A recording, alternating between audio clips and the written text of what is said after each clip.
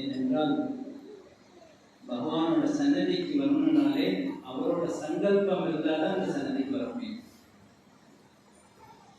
ஆனால் சுவாமி வந்து நம்ம எல்லாருக்கும் ஒரு டிவைன் பிளெஸிங்ஸ், ஒரு பிளெஸ் நம்ம எல்லாருக்கும் இருக்கு.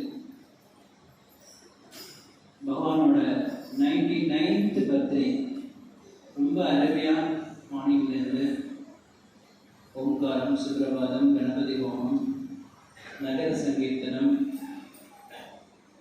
சகசரநாம அர்ச்சனை, அஷ்டோத்திர அர்ச்சனை, அதைத் தொடர்ந்து வேதபாத நாராயண சேவா மதியம் மிகவும் சிறப்பாக நடைபெற்றது.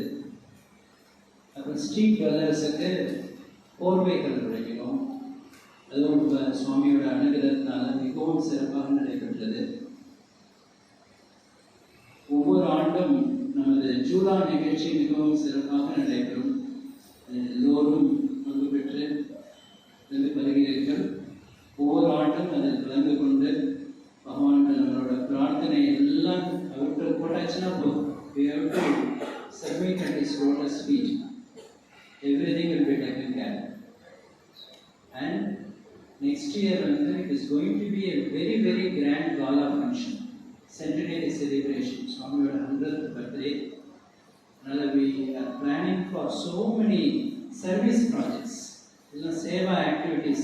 Swami's preaching என்னன்னா நிறைய சேவை செய்யணும்னு தான் சொல்லியிருக்கேன். எல்லாமே சேவையா நினைச்சு செய்யணும். நம்ம எதுவும் கொடுக்கறத தானம் நினைச்சு கொடுக்கக்கூடாது.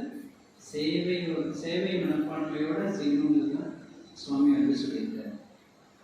Hands that serve are holier than the lips that pray அப்படின்னு சுவாமி சொல்லியிருக்காரு. அதை நம்ம வந்து we have to practice it.